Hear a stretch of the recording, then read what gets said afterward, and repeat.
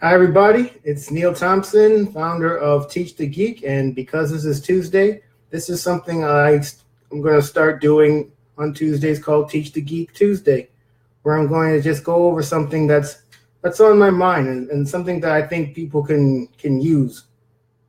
So, that's basically what it is. Just giving you some actionable tips on any kind of speaking that you have to do in front of people.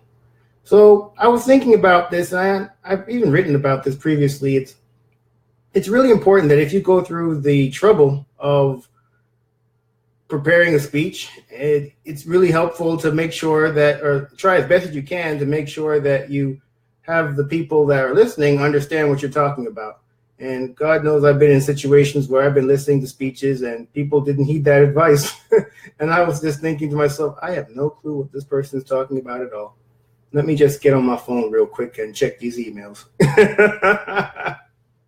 Hopefully no one does that during your presentations. And I have a few tips as to how you can go about, making sure it doesn't happen. If you hear background noises, that's because there's a lot of construction going on where I live. Actually, it's paving. So the roads where I'm at are pretty jacked up. And so luckily now they're getting repaired. I was thinking about maybe doing this a little later, but I thought, no, the noise might actually be even worse then than now. So hopefully you all can still hear me. The audio is okay. If so, I apologize. But frankly, I mean, when you think about it, why do people listen to these type of videos? Why do people listen to videos or that type of thing at all? Is to take in the information. And if you're able to get it, then I think, well, that was the whole point. Not necessarily if the audio was the best. But here we go. So to get people to understand what you're talking about, first things first, you really want to explain field-specific terms. Now, I worked in medical devices as an engineer for almost 10 years, and I worked for a spine, mainly in the spine space. And more specifically, I worked in what's called Ortho biologics. Essentially, we used cadaver bone to make implants, which is pretty interesting. So if you were to die and leave and say you become an organ donor, well, your bones could potentially be used to make implants that would be implanted into other people. Pretty cool, right? I think so. But anyway, one of the terms that is used in orthobiologics is osteoblasts. And what's an osteoblast? Essentially, it's a bone-forming cell. We all have them in us. They are the cells within our bone that actually make the bone. And so if you're not in that space, if you're not in orthobiologics, you may not know what an osteoblast is. So it was really important for me whenever I was presenting in front of people outside of the orthobiologics group or presenting at conferences, just presenting at places where people may not know what an osteoblast is. It was very important for me to explain it.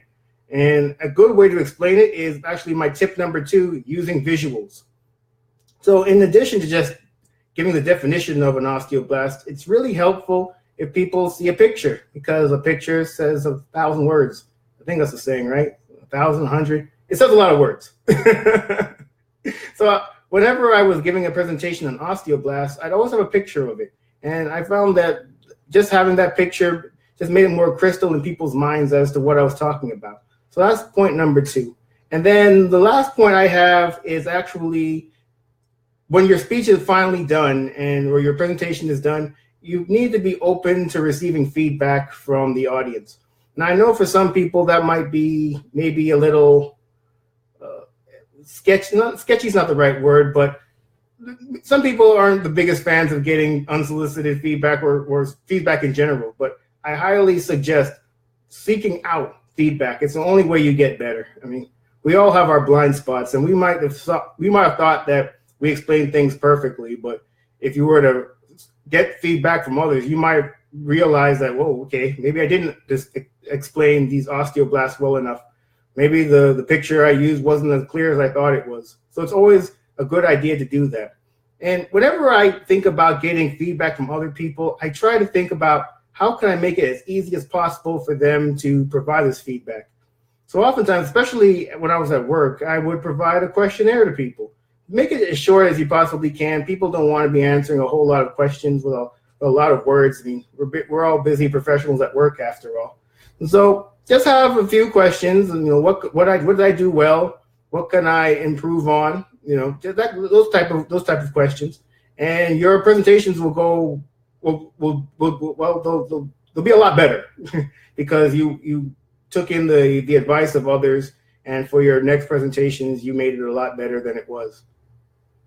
And those are my 3 tips on how you can make sure or do the best you can to make sure that people understand what you're talking about. Because as I said earlier, you don't want to have gone through the whole exercise of preparing something just to have people just staring at you blankly. I've been in those positions too, where at least I was courteous enough not to stare blankly. I at least acted like I knew what was going on. But some people won't be that polite. So you don't want to be in that position. Help people understand so all your work wasn't wasted. So those are 3 tips. Hopefully they were useful. And this is my second now Facebook Live video. Hopefully, well, there will be more of them. And I think this one went pretty well too.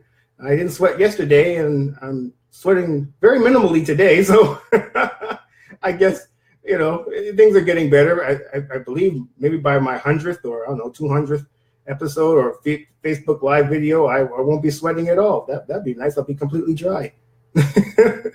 Anyway, thanks for tuning in, or if you're watching the replay, thanks for watching the replay. Talk soon. TeachTheGeek.com.